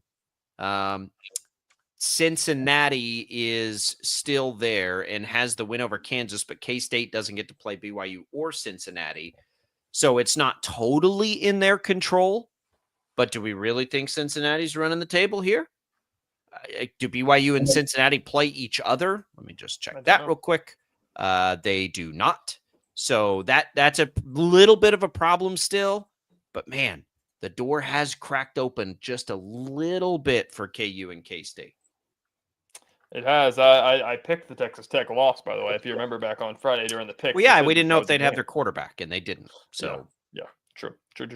Yeah, I don't know. It's going to be interesting, and as you said, it begins with the Sunflower Showdown this week. It does feel like both of these teams are just in limbo a little bit, and for different reasons. Obviously K-State started terrible, rock bottom for a lot of fans. Didn't think it could get worse than what it was, and they've crept out of it, and now they're in limbo about is this a successful season? Or are we going to go back to the old way? It's not as successful as terms of expectations of what they had, but it won't be the worst season that they've seen. It could be a bowl game. It could be a decent bowl game, get a bowl win. And you won't, want to puke when you look at this season. For KU, they started off pretty hot, and it feels like they've lost 2 of their last 3. They lose this one, that'd be 3 of their last 4. They'd lose the streak again as a favored opponent, as a favored team in this one. And it feels like it would just kind of start being like trending downward if you lose this game. If KU wins this game, it's going to still be an awesome season for them. If K-State loses this game, it's going to feel like it's a bad season. So I think this is the perfect spot for this game to be, and the perfect indication of where the fan bases are, because whoever wins and whoever loses is going to have completely different viewpoints, not only on that game, but I think of the entire season, honestly. Let's be real to expectations. Kansas makes a bowl game. Yeah, beats Kansas State. It's a good year. Fans are going to be thrilled with it. K-State beats Kansas and makes a bowl game, but only has 6 or 7 wins. It's not going to be what fans signed up for, right? I think you have to put some of that in there. And for Kansas, they're not favored against K-State. Or no, they are favored. So they're favored by 2.5 against K-State. And then they'll be favored against Oklahoma State, at Arizona, at Iowa State. I'll be real curious at home against Utah, maybe. It's hard. We're trying to just set expectations for all this stuff. The chances of either of them winning all the rest of their games are very low. But it's on the table, right? If you're more than anything, if you're the players, it's on the table. If I told you, what if, and I don't know what Dylan Edwards' status is, we'll ask Wyatt Thompson in the morning when he joins us. But if Dylan Edwards played at the beginning of the year, and we knew the rosters and we knew everything else, and we knew Avery Johnson was actually playing pretty well, as he has a lot of the year now, especially now that he's running a little bit, that they closed the season on the road against Kansas, Oklahoma State, and Utah, and hosting Tech in Colorado, would it have seemed that crazy to think K-State would go 5-0 in those games? Nope. K-State should have. If K-State was the expectation of what K-State was going to be, they'd be favored in every single game that they played. Right. Maybe except Texas Tech, but it's a home game, so they probably would have been. It's a home game, and they don't have their quarterback, so who knows if they will? I don't know what the status is of Baron Morton, but that's what I mean. If you're the players and you're the coaches, you just really can wash all that other stuff away. And I thought what was interesting about the weekend and Tech losing Tech, to me, in the league, healthy, obviously, with their starting quarterback, which they don't have right now. Tech is the team, as you looked up and down the standings and you're a KU or a K-State fan, where like, well, they're not going to lose 2 games, right? Like they're not losing 2 games, so the tiebreaker is going to be out and all those things. Well, now, guess what? If you're K-State, you still get to play Tech. You can run Tech down. So the hardest team to catch, basically, you control your destiny with Tech. That's a huge development for K-State over the weekend. Now, by the way, they don't get that BYU and luxury with Cincinnati. the others. What's that? BYU and Cincinnati do play each other, by the way. Oh, they do play each other. Well, that's good news. Second to last week. Okay, but you still need one of them to lose twice now. Yes, correct. So BYU closes they close at Iowa State, at Texas Tech. See, this is the good news. Tech gets their quarterback back. I'm all over Tech in that game. In Lubbock against BYU? Yes. True. But you need them to lose twice, right? You need them to lose twice, but they play Cincinnati. So there's one of them is going to lose that. So that's 2 losses. Then you get into all the crazy tiebreaker things. Of course, that doesn't apply for Kansas because Cincinnati beat Kansas. But Cincinnati closes. It's Baylor at Utah, Arizona and BYU at home, and at TCU. If Cincinnati runs that gauntlet, good for them. I don't think they're going to, but that'd be awesome for them if they did. So there is a pretty good likelihood that if Kansas State were to win the rest of their games, they're going to be in a tiebreaker situation, and that would mean they beat Tech. So that's one of them down. That's what's crazy. And that's what's crazy about Texas Tech losing that game if you're a K-State fan, is you control your destiny now against the best, what I think is the best team in the league when they're healthy. Here we go. All bets are off. Now go win them all. K-State, K-State, I don't think Kansas is quite as lucky because they already played Cincinnati and Texas Tech. But if you're Kansas State, you're kind of getting lucky here now. You can it's there. Yeah, by the way, we haven't talked about this. We've been giving KU a lot of flack for their losses they've had this year. They have 3 losses on the year to number 21 in the country, number 15 in the country, and number 14 in the country, which at the time was not in those spots, except Texas Tech, obviously. But, an unranked Mizzou and an unranked Cincinnati, when nobody had any expectations about them, they're all of a sudden really, really good. So say what you will, that could change your outlook on what KU's done this year, that they've only struggled against top 20 teams. KU's favored this weekend for a reason. I agree. Where the conversation, the only reason K-State gets brought up is because they have a little bit more control of their final destination in the Big 12. But KU's favored this weekend at home, right? I agree. I'm just saying. I think I'm just saying in effect of, looking at the outlook of the KU season, it's been, and I'm guilty of it too. I haven't even thought about that until now. It's been kind of doom and gloom the last 3 weeks about they've lost 2 of their last 3. They've lost 2 of their last 3 to 2 top 20 teams in the country. So if you would have known that that's what you were going into, if you would have known in that Cincinnati game, it's hey, number 20 team in the country is coming into our play. It's going to be a tough one. And then you said Jalen Daniels threw for 500 yards and they lost in the last second game. It's that sucks, but it's a good team. Oh, they shouldn't have lost that game. That's the version of Chiefs Jaguars. No, that's the version of Chiefs Jaguars. That's the version of K-State Baylor. It's just there's no way. There's no way. I think Kansas is going to beat one of Arizona and Iowa State on the road. I honestly have no idea what to do with this weekend's Sunflower Showdown. I'm having a hard time with it.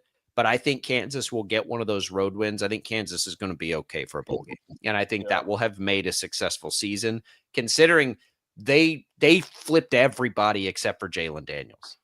He's kind of it. He's kind of it, right? And so I think they're going to be any way to a bowl game, and I think fans are going to feel pretty good about it. It'd certainly be icing on the cake if they can beat K-State. K-State gets to a bowl game, boy, that is not going to be enough, and people will be wildly disappointed. There will be. But at this point, I feel like people have kind of swallowed that pill for K-State. They're licking their wounds at this point. I feel like anything is gravy at this point for K-State. I think they mailed it in after Arizona. Maybe, but now all of a sudden we're dangling this carrot out there again. I know. Of like, you know what would happen if you just won the rest of your games? And obviously, it happens every freaking year. It happens every year for K-State. I remember a couple of years ago after they lost to Texas and the world got lit on fire. And then it's like, wait. They might control their own destiny still. Like, and then they lose to Cincinnati. Outcomes that could have helped K-State, Tech losing one when you still get to play them. And I'm telling you, because I've told you, I have a lot of family in school down there. My niece, like, K-State's the one they've got circled as like, like that's the one they don't want to play. Like that's the one they've been the most worried about. And obviously this weekend got on them because, again, injuries are a part of this too, right? You got to be healthy, and it's a part of it for K-State. They haven't had their best player, or their second best player, really all season long. Yep. And I hope Dylan Edwards can play. It is not like if everybody's healthy going into these final five, I mean, they could literally beat everybody, which is so nuts. And they haven't played well enough to do that, and I get it. To Rick's point, like they're not playing well enough. Rick chimes in and said they're proving that they're not good enough to win them all, and I think that's fair, very fair. They're a 3-4 team right now. They haven't even won half of what they've played. I agree. So. I think the biggest takeaway you can make, because the Baylor game is just going to skew all these stats basically. But they've scored 34 points, and 41 points the last 3 weeks. I don't give a damn about what their defense does. If they can do that every single week, that's enough. Like you could, it wasn't against Baylor. I but care. It's enough. They're gonna have to be better defensively if they're gonna beat Texas Tech, for instance. But like maybe they get Tech with a quarterback injury. Maybe they, I'm an optimist. I just want people to stay engaged in the college football season for as long as they can. All I'm saying is it was a good weekend for K-State fans on the bye. That's it. That's all I'm saying. We'll come back. We got a little more Sports Daily for you. Don't go anywhere.